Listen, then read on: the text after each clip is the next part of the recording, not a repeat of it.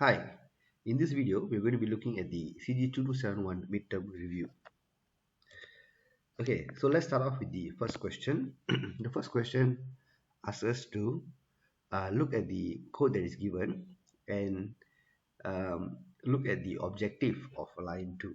So if you look at the code that is given, basically there are four main lines of code over here which is related to configuration, and these three lines related to interrupt. Okay, now the first line, line 1, I think we all know that it is to enable the power to the port D module. Okay, now the second line, what does it do? Okay, so it makes use of this port alpha macro, and if you look at this port alpha macro, this is actually taken from the same sort of macros you saw in class, except that it's changed the name. But even if you do not recall that, you can sort of figure out what we're trying to do. Given a particular value x, we're going to shift it, okay, by 16 bits. Okay, and after we shift it by 16 bits, we are going to do an AND with the alpha mask, which is to keep the upper 4 bits after the 16 bits. So this, if you look at this hexadecimal here, F0000x, F0000, this is the mask. So you can see that the lower 4 hex are all masked out, and what you have is these bits over here, which is from bit 16, 17, 18, and 19. Okay, so this tells you that basically what we want is we want to keep the bits 19 down to 16. Okay, uh, from the x value after it has been shifted left, okay, by 16 bits. Okay, and what we're going to do is we're going to take this value and put it into the PCR register. Okay, and the PCR register, as we have seen, has a lot of functionalities associated with GPIO pins, and the bits 16 to 19, okay, are related to the interrupt configuration. So once we figure out exactly which bits we are updating, we can then look at the value that we are writing to the bits. So what is the value? So the value given is this 0x, okay, 0a, or with 0x01. Okay, so this is just to or two separate values together. Okay, but effectively we're only sending in one value x, correct? Okay, so it is not treated as two separate values. The macro is only taking in one input x. So what we are effectively sending in is the result of the OR operation. And what is the result of the OR operation? 0x0a is 1010, and 0x01 is 0001. So if I do an OR operation, I get 1011. Okay, and 1011 relates to this entry here, which says interrupt on either edge. Okay, so we are updating these bits IRQC with the value 1011, which basically configures the pin to interrupt on both rising and falling edge, okay, on port D pin 6. Okay, so that is the objective of question 1. It basically tests to ensure that you understand how macros work, how the bit shift and masking works, as well as making sure you are able to extract the correct information from the datasheet that has been given. Okay, so that is question 1. Hope it is clear now for those of you who had any doubts. Now for question 2, again referring back to the same code, we are looking at line 3 and trying to see what is the objective of line 3. So line 3, again we are updating the same PCR register, and this time we have another macro called port beta, and what we are doing is, okay, so let's observe the effect of the macro first. We are taking a value x, shifting it by port beta shift, which is 8 bits. Okay, and after we shift it, we are doing a mask by 0x700. Okay, so again let's look back at the mask. So 700 means the lower 8 bits are masked out. Okay, so from bit 0 to bit 7 is masked out. So what we want is bit 8. So this 111 refers to bit 8, bit 9, and bit 10. So we want to keep bits 10 down to 8. Okay, bits 10 down to 8 are basically referring to the multiplexer configuration. Okay, and what is the value I'm putting in? Okay, so this is intentionally done. I've passed in a value that is complement of 0xFE. Okay, and 0xFE is 11111110, and if I complement that, what do I get? I get 000000001. Okay, so this is just trying to see whether you understand the complement in front of a data. Okay, and basically fe complement gives you 1, and 1 is basically configuring the pin as a GPIO functionality. Okay, so basically as long as you understand the first part of the multiplexer, that we are targeting the mux bits, we know that this has nothing to do with pull up, it has nothing to do with slew rate. Okay, because pull up and slew rate are present in the PCR register, but those are other bits. Okay, for the multiplexer, it is just looking at whether it is a GPIO or some other alternate functionality. Okay, so the only valid answer here is S3, enable GPIO functionality for port D pin 6. Okay, now for question 3. Okay, so question 3 is basically a follow-up, okay, from question 1. So from question 1, we know that we are going to generate interrupts, okay, on both edges. So this edge will generate interrupt and this edge will generate interrupt, okay. So whenever I press and release the button, there will be two interrupts generated. Okay, and this is because the IRQC configuration was 1011 earlier. Okay, so if question 1 you got it right, then question 3 you would immediately get the answer. Okay, so it's just a follow up from the earlier question.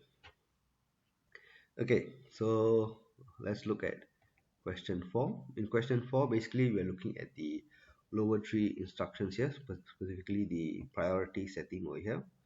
And over here we can see that the NVIC set priority is set to a value of 1. Okay, and we know that port D is mapped to IRQ31, which is these bits. Okay, and what we want is, if the value is 1, that means these bits here 31 and 30 would have a value of 0 1, correct? Okay, now if there are no other interrupts configured in the system, what is the 32-bit value in the IPR register? Okay, so this IPR7 register, okay, what is the value? So since the rest of the interrupts are not configured, they are all going to be 0. Okay, so and this is hexadecimal, and since the rest of the bits are not used, we can say that bits 29 and both 28 are going to be 00, which is the hexadecimal here, and the rest of the bits 27 down to 0 are also going to be 0. So this translates to 4 0 all the way to 0, which is answer D. Okay, so this is basically just trying to see whether you are able to relate the number 1 the priority level 1 to the correct bit position here and translate a 32-bit value into the equivalent hexadecimal. Okay, so that is what this question is trying to see if you understand. Okay, for question 5 is a follow-up to the earlier question. Okay, so if you look at it just now, we have 31, 30, 29, 28. So this was a 0 1 0 0, and subsequently 27 down to 0 are all zeros. Okay, and what we want is, we want to find the equivalent code. Okay, if I were to explicitly write a 1 to the correct bit position, and since the bit position that has a 1 is bit 30, the correct answer is C. Okay, so as long as you know where is the 1 supposed to be from the earlier question, you would know exactly which shifting operation would fulfill this requirement. Okay, so question 5, the answer is C. Okay, for question 6, basically we are looking at the switch. Okay, so let's look back at the switch again. The switch, we know that by default it is high. Okay, when I press, it gives a negative transition, and when I release, it has a positive transition. Okay, so let's look at all the switches over here and see what is happening. This A, what do you see? You see that by default it is low.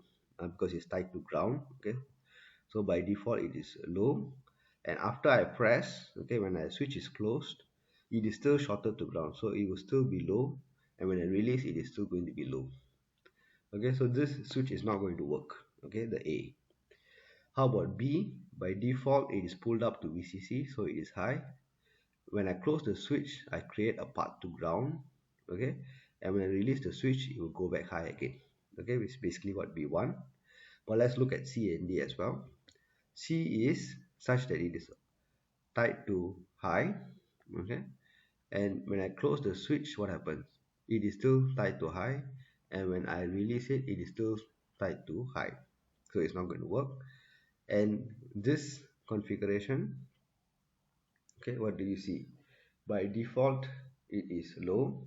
Okay, it is a path to ground here, so by default it will be low. When I close the switch, it will be pull up to high.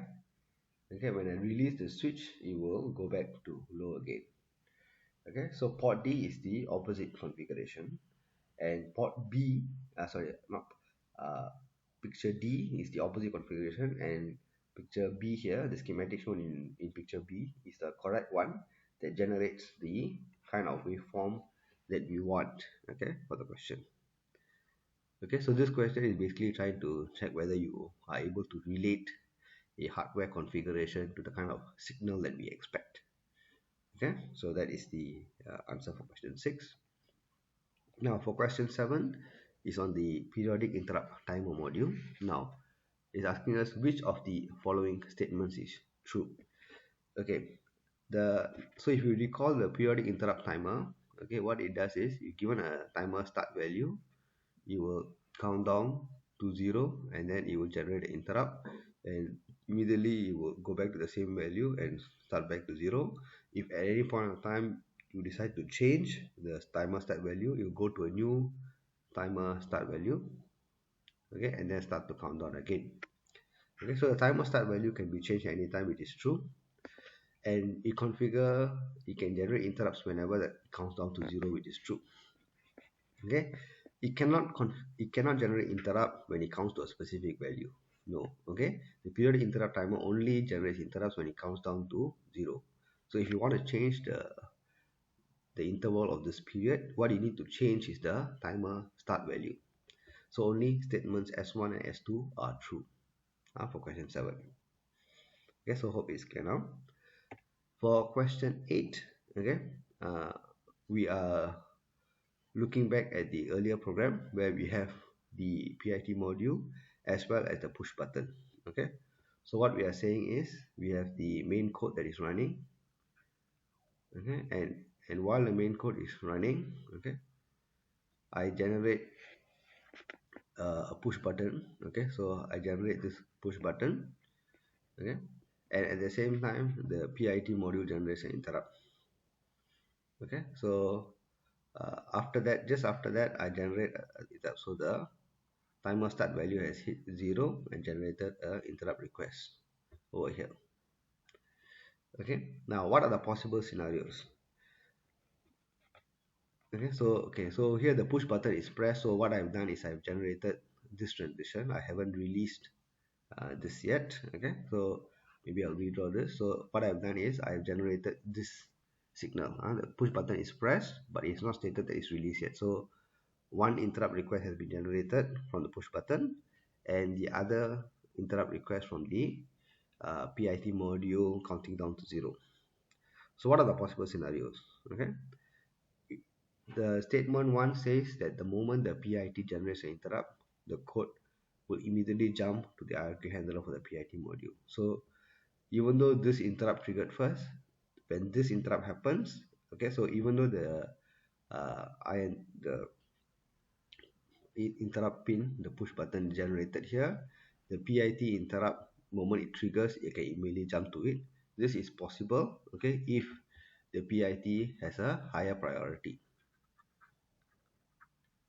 Correct. So in the situation where the PIT module is configured to have a higher priority, then it is possible, okay, for this to happen. The second option is the push button IRQ handler will complete first, and we will execute the PIT, and then we will execute the PIT IRQ handler.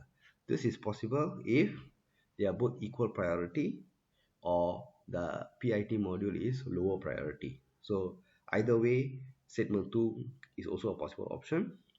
Statement 3, the PIT's module interrupt request can be programmed so that it's ignored and the interrupt is never serviced. Okay, so this is possible if if assuming that the push button interrupt and the PIT interrupt are same priority, or the PIT interrupt is lower priority, then what can happen? That means inside the IRQ handler, okay, so let's say this is the push button, IRQ. What can I do? Okay, so we know that we can clear pending IRQ, correct? We have this function called the nvic clear pending IRQ. Okay, and I can decide to clear any pending IRQ.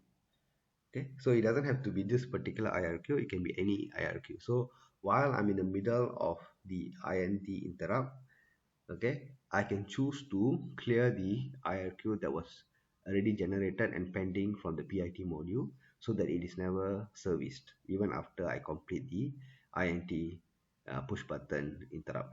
Okay, so it is possible to do that.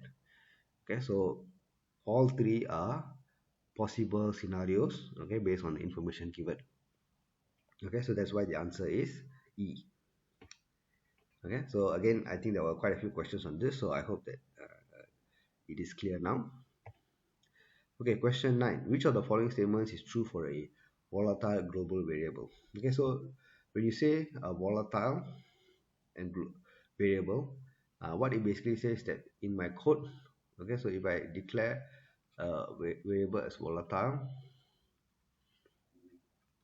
integer x, okay, whenever I say x plus plus or anything in my code, this x, okay, generally for most programs what they will do is the x which is stored in memory, okay, the x variable is in the beginning of the code, it is usually fetched into a register and you can use the copy of the register in your program.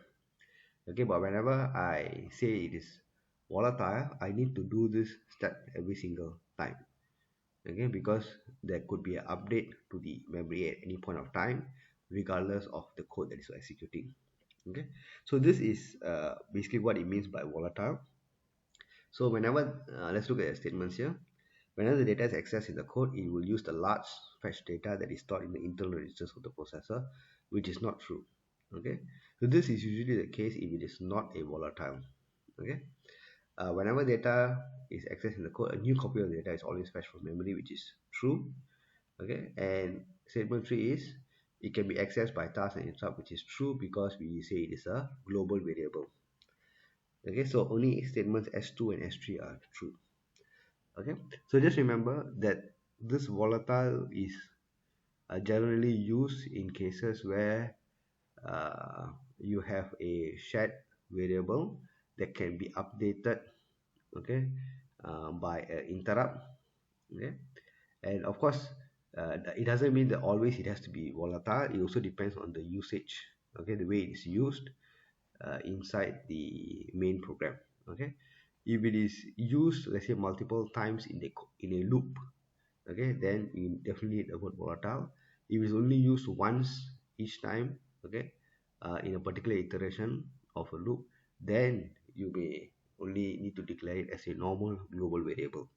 Okay, so it is not always the case that every time you have a shared variable it has to be volatile. Okay, you can still use it normally without volatile. Okay, but generally there is also no harm in declaring it as volatile for variables that are shared between a interrupt handler and a main program. Okay, question 10 is about the UART module. Okay, and in this question we are configuring it to operate in interrupt mode, okay, for both transmit and receive data. Okay, and basically if you recall the interrupt, okay, the UART to IRQ handler, okay, we have a common IRQ handler for both transmit and receive. Okay, and inside there what we need to do is we need to check for the flags. Okay, check the flags for both the transmit and receive as well as the error separately to handle them as and when they occur. Okay, so statement one is false because there are no the you don't have two separate IRQ handlers. You have a single IRQ handler, which is actually statement two. So statement one is false. Statement two is true. A single IRQ handler for both transmit and receive, and you have separate interrupt flags. Okay, so inside the IRQ handler, you need to check for the flags to know what triggered the interrupt. So was it a transmit that triggered the interrupt, or is it the receive that triggered the interrupt? Okay, or and also if any of the error flags have been set. Okay, so all this information has to be processed inside the IRQ handler. Okay, so only statements 2 and statements 3 are correct. Okay, so for question 11 onwards is based on the RTOS concepts. Okay, with specific reference to the RTX. Okay, now, a task T1 that is running gets switched to the ready state. Which of the following could be the cause? So if I'm currently in the running state, okay, which is here, okay, in order for me to get switched to the ready state, what can happen? Okay, so what we know is either I voluntarily give up the CPU, okay, by calling OS a yield function, okay, or the round robin nature of the OS makes me switch out, and another task of equal priority can come in. Okay, so these are the possible scenarios. Let's look at A. Another task acquired a resource that was being held by T1. So this is not possible. Why? Because if T1 is holding it and T1 is already running, there's no way another task could have acquired it. Okay, so it is not a possible thing that can happen. T1 attempted to acquire a resource and was successful. If it attempted to acquire a resource and it was successful, it will still carry on running. Okay, it will still carry on running. Okay, there's no reason for it to be switched to a ready state because of this. Okay, so that is also not true. T1 attempted to acquire a resource that is currently unavailable. If it attempted to acquire a resource that is currently unavailable, it will go to a block state. Okay, so maybe I should write it down here. So this is not possible. A, task 1 attempted to acquire a resource and was successful means you are in a run state and you will still carry on to run. For C, you are running and if you are unable to get the resource, you will go to a block state over here. Okay, T1 chooses to call OS delay to once give up the CPU. Okay, if I call OS delay, if what we have seen from the tutorial, you can remember that OS delay again causes you to go to a block state. Okay, so none of the scenarios above are actually giving you a possible uh, way in which you can transition from running to ready. Okay, so none of the above statements are valid for a task to switch from running to ready. Okay, question 12, again coming back to the state transition diagram. A task T1 is running, and from running I switch to the block state. Okay, now let's look at the first one. If T1 has been preempted by a higher priority task, what happens? If I'm preempted by a higher priority task, I will switch from run to the ready state. Okay, because I had everything, but somebody more important came along, so I had to transition from the run state to the ready state and allow the higher priority task to run. Task 1 attempted to acquire a resource but was unable to get it. Okay, so this is what I explained just now. I want something but I don't have it, so I need to go to a block state and wait for that resource. So B is the answer. Okay, task 1 was allocated a resource that it was waiting for. Okay, so that one is not a possible scenario here because it was waiting for something. It would actually have to be in the block state. Okay, I wouldn't be running if I was waiting for something. Okay, so task 1 is, so this question C, statement C is not a valid statement. Task 1 was preempted by another task with the same priority as T1. This is basically the round robin. So in that situation, I'm running and I'm preempted by somebody with the same priority. I will go to a ready state. Okay, so E is asking whether B and D are true, so no. Okay, only B is true. Okay, only B is true based on the current operation of the RTX RTOS. Okay, question 13. A task is currently in a running state with all the required resources. The scheduler will still perform a context switch after some time to ensure that other equal priority tasks have a chance to execute. So this is the keyword here, and this is basically our OS round robin. Okay, and by default our OS round robin is true. Okay, and that means that tasks of equal priority will share the CPU, okay, uh, as the program is running. Okay, so that is how the RTX RTOS works. So this statement is true. Okay, question 14. A system has four tasks, T1, T2, T3, and T4 in order of priority, T1 being the highest. It is observed that T1 is in the running state most of the time. Okay, task T2 and T3 only got a chance to go to the running once, while task T4 gets to go to the running state occasionally. Okay, now what could be a possible scenario? Okay, so let's look at the statements. This can only happen if task 1 is always in a running state, preventing the lower priority task from running. This cannot be the case. If this was the case, then the other task could never have run, correct? Because task 1 is the highest priority. And if task 1 was always running and it never gave up the CPU, then this could never have happened.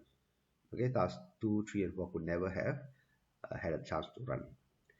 Let's look at statement 2. Task T2 and T3 are always stuck in the ready state from the start of the program.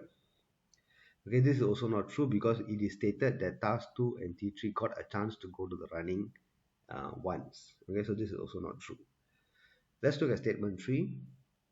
Task T1 is holding on to a resource that is required by task 2 and task 3.